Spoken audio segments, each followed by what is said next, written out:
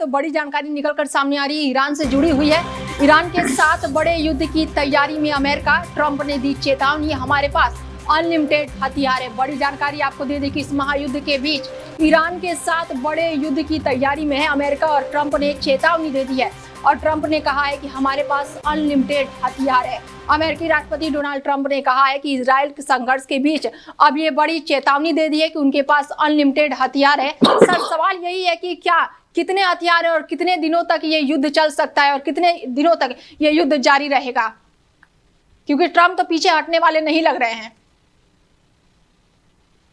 जी, सवाल मेरे से है या आपका? जी,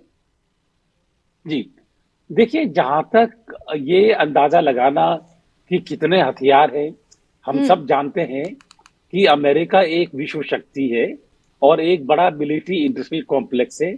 और आपने शायद ये भी सुना होगा कि जब वॉर शुरू हुई तो उनकी जो डिफेंस इंडस्ट्री थी उसके स्टॉक 20% जंप कर गए थे। क्लियरली उनको काफी फायदा हो रहा है इसको, जैसे यूक्रेन के टाइम पर हुआ था या गाजा के टाइम पर हुआ था, तो उनको तो फायदा हो रहा है ये और जंप करेगा आगे।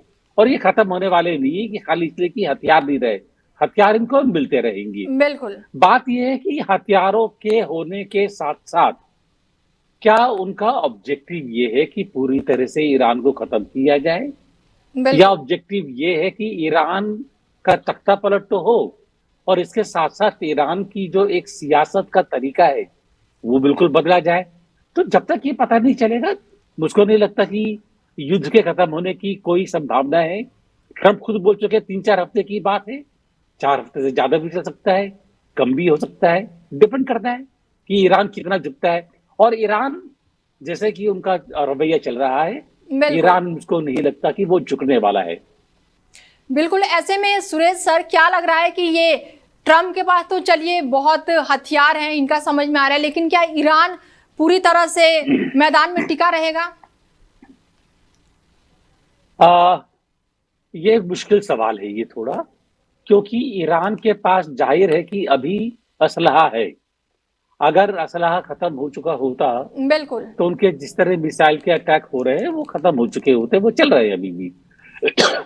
लेकिन असलहा अनलिमिटेड तो नहीं है उनके पास और इतनी कैपेसिटी भी नहीं है कि हमेशा बनता रहे। अब ये डिपेंड करता है कि वो असलहा किस तरह काम में लिया जाए।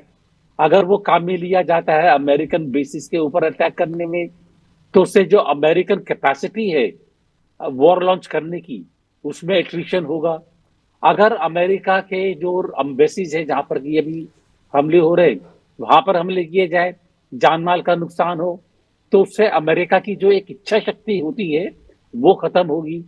तो डिपेंड करता है कि तेहरान किस तरह काम में लेता है, लेकिन मुश्किल सवाल है। बिल्कुल। ठीक है सुरेश जी, आप हमारे साथ बने रहिए।